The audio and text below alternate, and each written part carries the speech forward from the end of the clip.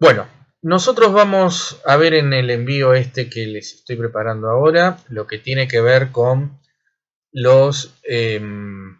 competencia en materia de accidente de trabajo. Nosotros hasta ahora vimos la competencia en términos genéricos, vimos la regla del artículo 20 de la LO, vimos el artículo 24 de la LO, siempre con relación a la competencia de la Justicia Nacional del Trabajo. Y nosotros dijimos en su momento que hiciéramos un paréntesis o dejáramos separado de todo ese tipo de cuestiones el tema de los accidentes de trabajo, porque el tema de los accidentes de trabajo va a tener un tratamiento diferenciado a partir de la sanción de la ley 26773 del año 2012 y de la ley 27348. Estas dos normativas van a generar un tratamiento diferenciado en términos de competencia, y es lo que nosotros vamos a tratar de explicar ahora. Incluso todo lo que nosotros vimos con respecto al tema del SECLO, es decir, esta instancia de conciliación laboral obligatoria, tampoco se aplica en los casos de también dijimos que hay que dejar esto bajo este paraguas para analizar la cuestión de accidente de trabajo en forma conjunta. Debo decir que en materia de accidente de trabajo, para poder abordar el tema de la competencia de los tribunales laborales, primero tenemos que explicar un poco, tenemos que abordar la cuestión de dos perspectivas. Primero hay que hacer una suerte de explicación histórica para entender cómo se llega a la situación actual, y también explicar un poco lo que tiene que ver con el derecho de fondo, más que nada relacionada a los distintos tipos de acciones que se derivan cuando estamos en presencia de un infortunio laboral. Lo primero que debemos decir es que todo el régimen de ley de materia de accidente de trabajo está regido por la ley 24.557 y sus modificatorias, entre ellas estas normas legales que he mencionado hace un ratito. Y esta ley 24.557 del año 1995 tuvo como parámetro o como idea en su redacción originaria un sistema muy particular en materia de acciones y en materia de acceso a la jurisdicción. Paso a explicarlo. La ley 24.557 en su redacción originaria partía de un parámetro o partía de un presupuesto. El presupuesto era que había una excesiva litigiosidad en materia de accidente de trabajo, y partía del presupuesto que ciertos actores eran nocivos en esa y quizás corresponsables de esa supuesto exceso de litigiosidad. Uno de ellos eran los abogados laboralistas que llevaban a las empresas a tribunales por cuestiones en materia de accidente de trabajo. Y el otro aspecto, el otro punto que miraba con disfavor el legislador era lo que tenía que ver con la actuación de los jueces laborales, es decir, de la Justicia Nacional del Trabajo. Entonces el legislador, en 1995, diseñó todo un sistema dirigido a tratar de reducir a la mínima expresión la actividad de los abogados, de los profesionales en derecho, por un lado, y por el otro lado a detraer todo este tipo de cuestiones de la competencia de la Justicia Nacional del Trabajo. ¿Cuáles fueron las herramientas y cuáles fueron los mecanismos que adoptó el legislador? Bueno, en primer lugar, estableciendo en el artículo 39 la prohibición de que el trabajador pudiese reclamar cualquier tipo de reparación económica con fundamento en las normas del Código Civil. Como todos nosotros sabemos, el sistema de reparación económica de la Ley de Riesgo del Trabajo, una ley claramente de materia laboral, es un sistema especial frente a ese sistema general que tienen los ciudadanos, los habitantes de la nación, que es el que está previsto en su momento en el viejo Código Civil de Vélez y en la actualidad en el Código Civil y Comercial de la Nación. Frente a ese doble régimen general del Código Civil y el régimen especial de la Ley de Accidente de Trabajo, históricamente desde la sanción de la primera ley en materia de accidente de trabajo, me refiero a la ley 9688 del año 1915, el legislador había establecido una suerte de opción. El trabajador podía elegir entre demandar a su empleador cuando tuviese un infortunio laboral con fundamento en las normas del Código Civil, como cualquier ciudadano de la República, o bien podía optar por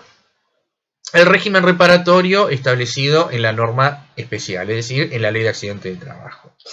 Esta opción era una opción con renuncia. Si el trabajador optaba por una vía,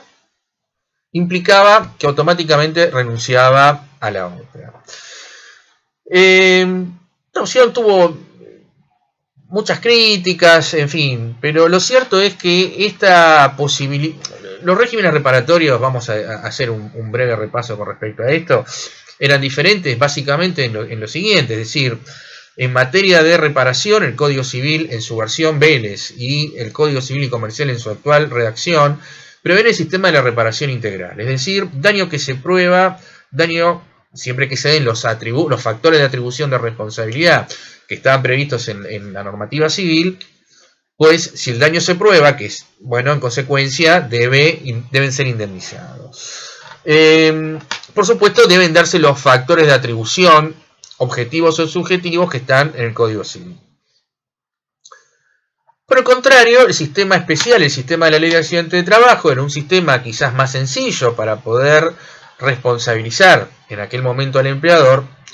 pero tenía una limitación económica, como todo el régimen indemnizatorio del derecho al trabajo. Bueno, la ley de contrato de trabajo tiene una tarifa que era del 2,45. En materia de accidente de trabajo tenía su propia limitación, su propia tarifa. El trabajador, le hace el abogado del trabajador, debía optar por una u otra vía. En 1995, cuando se sanciona la ley de riesgo del trabajo,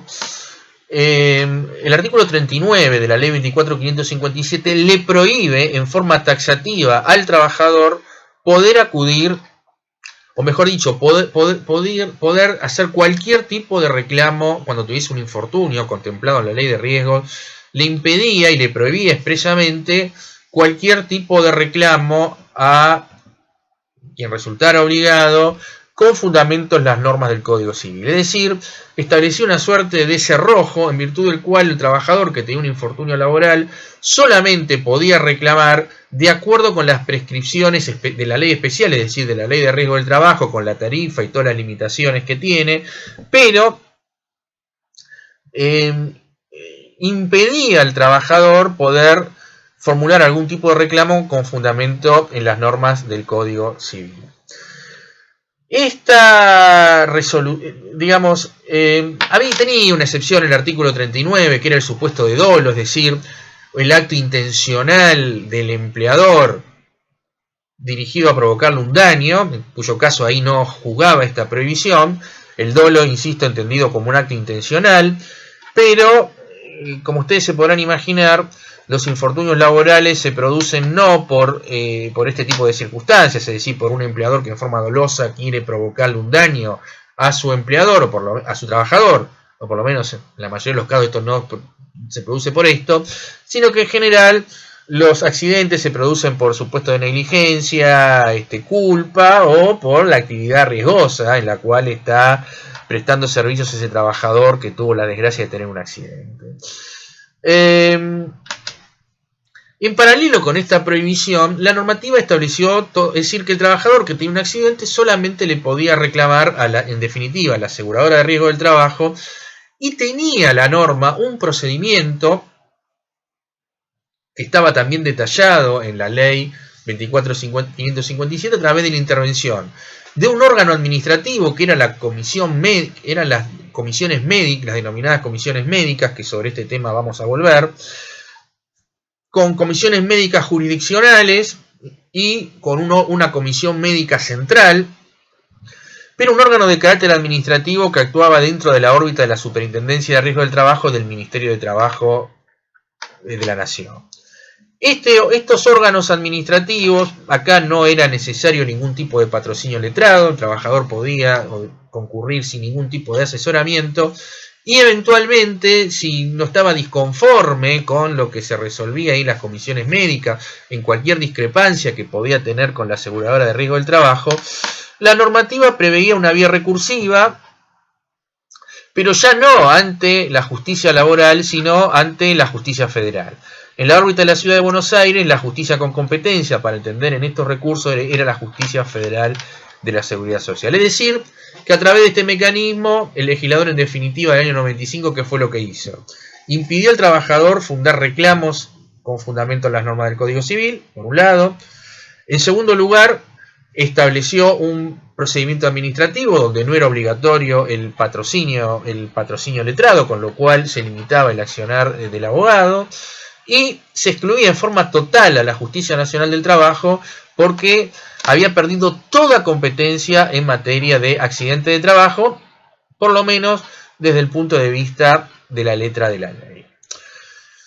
Claro que en este derrotero histórico, estamos hablando de 1995, aparece un año clave, y ese año clave es el año 2004.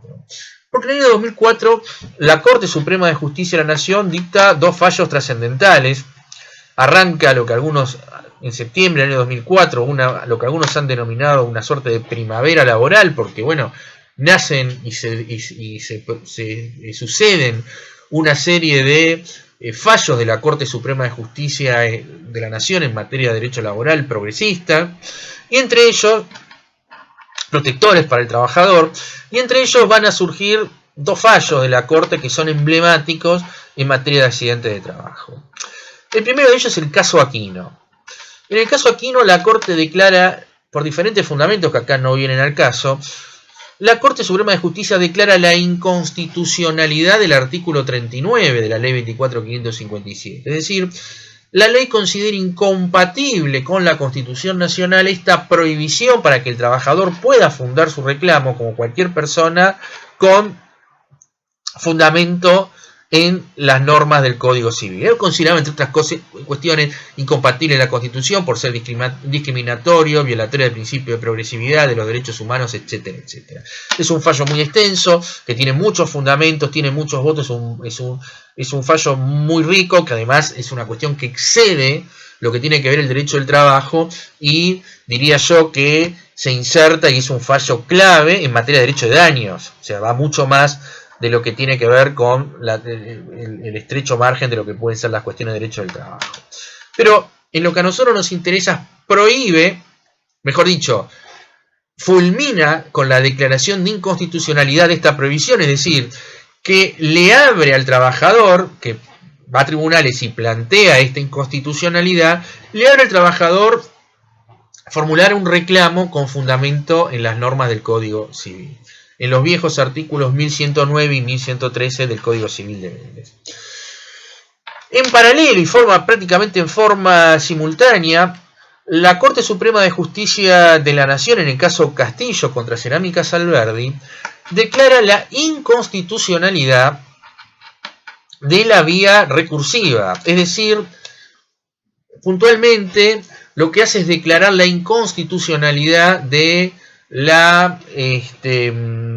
intervención de la justicia federal en este tipo de reclamos, porque la Corte considera, a mi criterio con razón, que lo que tiene que ver con las es decir, desde el punto de vista constitucional, lo que tiene que ver con las cuestiones en materia de organización de justicia y en materia de procedimiento, son competencia de cada una de las provincias porque constituyen facultades no delegadas en la nación. Desde esta perspectiva, desde esta perspectiva,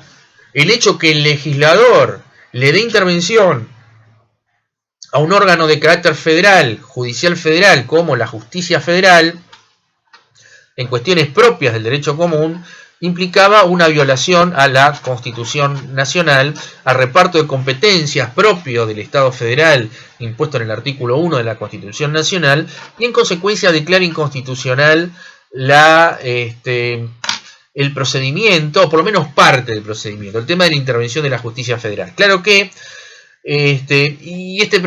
los argumentos claramente también eran extensibles a la intervención de las comisiones médicas, porque en definitiva las comisiones médicas también son un órgano de carácter federal y se estaba avasallando las autonomías provinciales con esta resolución. Por supuesto, esto después la Corte le iba a decir también con respecto al tema de las comisiones médicas en el caso Obregón con Librado. De manera tal que entonces estamos en presencia de la siguiente situación. La Corte había declarado inconstitucional la regla de procedimiento, había abierto la posibilidad de que el trabajador pudiese reclamar una indemnización con fundamento en las normas del Código Civil. ¿Qué efecto generó esto en la práctica? En la práctica, el efecto que generó fue que las comisiones médicas y el procedimiento de carácter administrativo que estaba previsto en la ley 24.557 pasó a ser un procedimiento optativo. Después hay otros fallos, hay otros fallos de la Corte, ¿no?, sobre esta cuestión. Pero para hacer una síntesis y no extendernos demasiado con el tema de la historia, lo cierto es que el trabajador tenía, es decir, la instancia administrativa y procedimental que estaba en la Ley de Riesgo del Trabajo pasaba a ser una instancia de carácter voluntario. El trabajador podía ir ahí o no, podía ir y después irse, o sea, tenía plena, quedaba, disminuida a su mínima expresión este trámite administrativo, con lo cual la circunstancia es que muchísimos trabajadores lo que hicieron fue ir a tribunales cuando tenían un accidente de trabajo, reclamando las indemnizaciones del Código Civil. Por supuesto, esa vía reparatoria era dirigida contra el empleador y contra la aseguradora de riesgo del trabajo. Y en subsidio se planteaba la posibilidad de que si esa acción era rechazada, porque no se daban los atributos de la responsabilidad, supongamos que el reclamo lo formulaba el trabajador basado en un supuesto de culpa o de negligencia del empleador, y después resulta que esa circunstancia no se acreditaba en el juicio, pero aquí que el accidente de trabajo existía, y entonces el trabajador planteaba en subsidio un reclamo contra la RT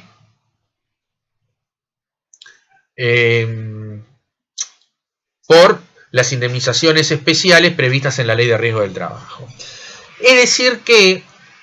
paradójicamente, por supuesto que había que hacer todo el planteo de inconstitucionalidades, porque como todos ustedes saben, la declaración de inconstitucionalidad en el sistema de control de constitucionalidad en la Argentina tiene efectos para el caso concreto, no es una declaración erga omnes, pero lo cierto es que el trabajador planteaba la inconstitucionalidad de la regla artículo 49, la inconstitucionalidad del artículo 21, 46, etcétera, de la ley 24.557, con fundamento en los fallos Aquino y Castillo respectivamente, y Obregón con Liberty, y en definitiva, entonces, ese reclamo tenía andamiaje. ¿Qué pasaba con la competencia? Pues claro, acá se generaba una suerte de vacío. Antes del vacío y el tema de la competencia, debo decir que esto generó una situación paradojal, porque la situación paradojal, ¿cuál fue? La situación paradojal fue que, frente a una decisión legislativa de que ese trabajador estaba encorsetado en el sistema reparatorio de la Ley de Riesgo del Trabajo, pasó a tener un sistema abierto que incluso era mucho más generoso que el de la vieja Ley 9688, es decir, porque el trabajador, en este contexto, recuerden que la 9688 en el régimen originario el trabajador podía recurrir podía accionar con fundamento en las normas del Código Civil, pero si lo hacía con ese fundamento, se entendía que renunciaba a las indemnizaciones que preveía la ley de accidente de trabajo. Ese era el régimen originario.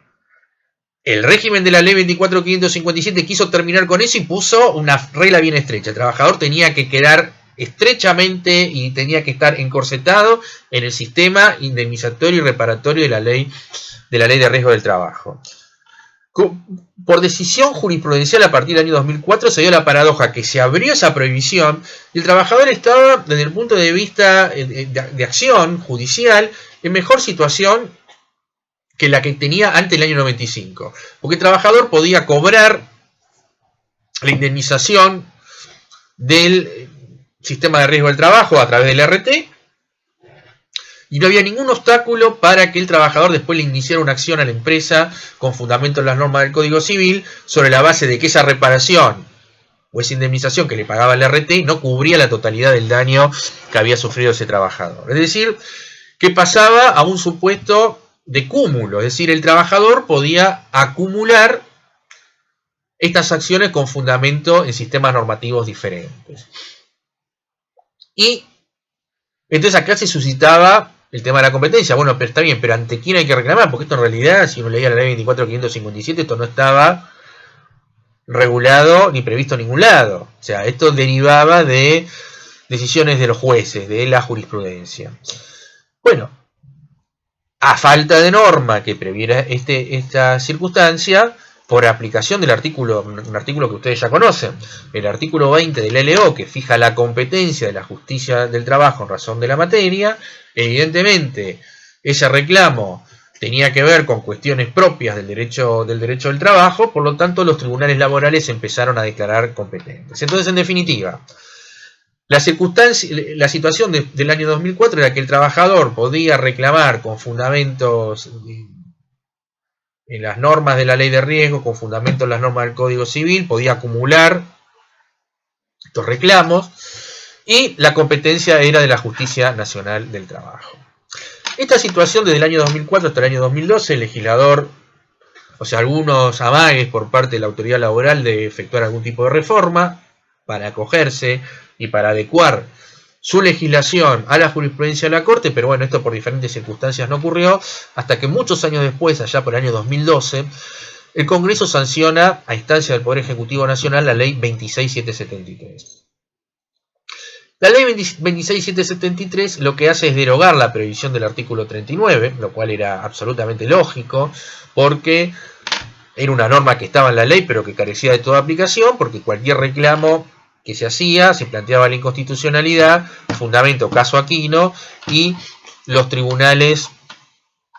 accedían a esa declaración de inconstitucionalidad. Bueno, ¿qué hizo el legislador con la ley 26773? El legislador con la ley 26773 lo que hizo fue derogar la previsión del artículo 39, supuestamente para acogerse a la jurisprudencia de la Corte, con lo cual el trabajador tenía estas dos acciones, pero la acción fundada en las normas del Código Civil, o la acción como cualquier persona que tuviese un daño, o la acción fundada en las normas de la Ley de Riesgo del Trabajo, pero restablecía aquella famosa opción. Es decir, el trabajador tenía que optar entre uno de los dos sistemas reparatorios. Optaba por uno, optaba por el otro, es decir, que se restablecía el sistema de opción con renuncia clásico en materia de derecho del trabajo, en materia de accidente, que había instituido allá en 1915 la ley 9688. Si optaba por una vía, se suponía que renunciaba a la otra, artículo 4 de la ley 26773. Y en paralelo establece una regla importante en materia de competencia, en virtud del cual, si el reclamo se formulaba con fundamento en las normas del Código Civil, las normas que se iban a aplicar iban a ser las normas del Código Civil, se excluía toda otra norma del derecho laboral, los principios del derecho del trabajo, se aplicaban las normas de procedimiento en materia civil, y en materia de competencia, por lo menos en la órbita de la ciudad de Buenos Aires, iba a ser de la Justicia Nacional en lo civil. Entonces, acá hay dos reformas importantes, ¿no? Es decir, restablecimiento de la opción con renuncia, ya el trabajador no podía acumular las dos acciones, optaba por una acción con fundamento en las normas del Código Civil, optaba su reclamo con fundamento en las normas de la Ley de Riesgo del Trabajo, y si optaba con fundamento en las normas del Código Civil, no solamente se entendía que renunciaba a las disposiciones, a cualquier tipo de reclamo económico con fundamento en la ley de riesgo del trabajo, sino que además la competencia iba a ser la justicia nacional en lo civil. Con lo cual quedaban bien claramente delimitadas las dos acciones y las competencias que tenían cada una de ellas. Quizá lo debía haber hecho antes, pero hago ahora algún tipo de consideración en lo relacionado con la naturaleza, las características de las dos acciones, porque si no esto parece una cuestión muy teórica y que quizá no se termine de comprender. La acción fundada, que el trabajador funda en las normas de la ley de riesgo del trabajo, en las disposiciones de la ley de riesgo del trabajo, que normalmente se la denomina como acción sistémica. ¿Por qué una acción sistémica? Porque es una acción obviamente que está dentro del sistema. ¿De qué sistema? Dentro del sistema de la ley de riesgo del trabajo. En la ley de riesgo del trabajo determina cuáles son las indemnizaciones que tiene que tener ese trabajador. Por supuesto con una tarifa, partiendo de base, o sea, hay una serie de fórmulas según el porcentaje de incapacidad del trabajador, difiere si tiene más o menos del 50%, si tiene más o menos del 50% de incapacidad, después hay una franja entre el 50 y el 66%, más del 66%, en fin, hay diferentes fórmulas, están en la ley de riesgos, en la ley de riesgo del trabajo. No es una indemnización, no es una reparación integral esta, ¿no? Es decir, acá está prevista la tarifa parte de la base de un ingreso base mensual, un ingreso que la ley predetermina, artículo 12 de la ley de riesgos del trabajo, establece un mínimo, y si el accidente se produce en el lugar de trabajo o estando a disposición del empleador, tiene un incremento del 20% resultado de esa indemnización. El obligado natural de el pago de esa indemnización, teníamos como regla general que es la RT, la aseguradora de riesgo del trabajo, que es la obligada del sistema. Si fuese un empleador autoasegurado, bueno, va a ser el propio empleador. Pero digamos que como regla general hay una obligación del empleador de asegurarse, de contratar a una aseguradora de riesgo del trabajo, de manera tal que si se cumple con toda la normativa es la RT la que tiene que pagar estas prestaciones. Con lo cual, que estamos diciendo que si el empleador está asegurado, tiene a su trabajador en blanco, lo tiene registrado perfectamente, se produce una contingencia y el trabajador, un accidente, y el trabajador formula un reclamo con fundamento en las normas de la ley de riesgo del trabajo, es decir, deduce una prestación, un reclamo que nosotros denominamos sistémico, ese empleador va a quedar fuera del reclamo y va a ser la RT la que va a tener que pagar, indemnizar a ese trabajador según los parámetros previstos en la ley de riesgo del trabajo, con todas las reformas, incluyendo de la ley 26773. Claro, hubo muchas discusiones si por el contrario el trabajador formulaba su reclamo con fundamento en las normas del Código Civil, acá la cosa cambia. ¿Por qué? Porque, además del tema de la competencia, la acción propiamente dicho, primero el que va a estar demandado va a ser el empleador en primer lugar. ¿Por qué? Porque los factores de atribución de responsabilidad propios del Código Civil, tanto en el Código Civil de Vélez como en el actual Código Civil y Comercial de la Nación, es factores subjetivos y factores de atribución objetivos. Entre los factores subjetivos, fundamental es la culpa. ¿Y quién va a actuar en forma culposa o negligente? Y seguramente o el reclamo estará fundado en que el empleador no fue negligente, no cumplió con la ley de higiene y seguridad, en fin, hay un abanico de incumplimientos que quedan abarcados dentro de la culpa, con lo cual, si yo acciono con ese fundamento, claramente el empleador va a ser el demandado y el que va a correr el riesgo de tener que afrontar económicamente el pago de estas indemnizaciones.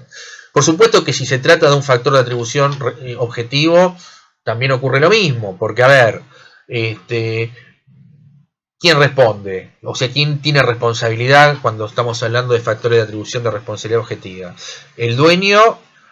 o guardián de la cosa riesgosa o viciosa? Normalmente el propio empleador. El Código Civil y Comercial en su actual redacción incorpora la actividad riesgosa y aquel que se aprovecha de la actividad riesgosa, es decir, que es el empleador. Es decir, que en este tipo de reclamo es ineludible que el demandado va a ser el empleador. La RT puede ser demandado o no, en los hechos, digamos, en teoría no, pero en los hechos sí, y hay un fallo de la Corte, un caso Torrillo, que determina que en estas acciones que nosotros vamos a denominar extrasistémicas, ¿por qué extrasistémicas? Porque está fuera del sistema de la ley de riesgo del trabajo. En estas acciones extrasistémicas, en el caso Torrillo, la Corte estableció que también puede ser responsabilizada la aseguradora de riesgo del trabajo en la medida que no hubiese cumplido la RT con su obligación de control que tiene con su empleador asegurado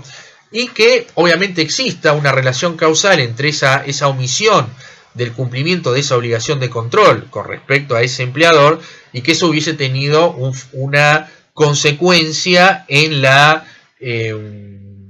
el accidente que hubiese sufrido ese trabajador. Entonces, los reclamos obviamente tienen sujetos pasivos, estas acciones tienen sujetos pasivos diferentes y, por supuesto, digamos, acá hay una cuestión económica muy importante porque no tiene techos, no tiene límites la reparación integral. Pero nosotros dijimos que la ley 26773 ponía al trabajador en la situación de tener que elegir entre una y otra y si elegía por una o tenía que renunciar a la otra. Esta prohibición ha tenido cuestionamientos en términos de inconstitucionalidad, la Corte todavía no se ha expedido sobre eso, bueno, ha habido varias opiniones con respecto a este tema, pero lo cierto es que en los hechos, los operadores jurídicos, léase los abogados de la parte actora, en general, luego de esta reforma, direccionaron en buena medida los reclamos que antes, o sea, cómo orientaron los reclamos después de esta sanción de la ley. Estaba quien planteaba la inconstitucionalidad, pero en general lo que se hizo fue empezar a deducir acciones sistémicas. Acciones sistémicas, ¿cuáles eran? Vuelvo a repetir, aquellas que se planteaban y se deducían con fundamento en las normas del sistema de riesgo del trabajo, con demandado a la RT. Competencia para este tipo de reclamos, vuelvo a repetir, la Justicia Nacional del Trabajo. Y quedaron desalentados en los hechos los reclamos con fundamento en las normas del Código Civil. Es decir, que este tema que tanto preocupaba al sector empresarial, el tema de un reclamo por accidente de trabajo, en los hechos, la ley 26773 consiguió el objetivo de alguna manera de liberar a las empresas de este tipo de reclamos que fueron absorbidos de alguna manera por las aseguradoras de riesgo del trabajo porque los reclamos, insisto, se planteaban por la vía sistémica, es decir, por aquella vía y por aquellas prestaciones económicas que estaban previstas en la ley de riesgo del trabajo.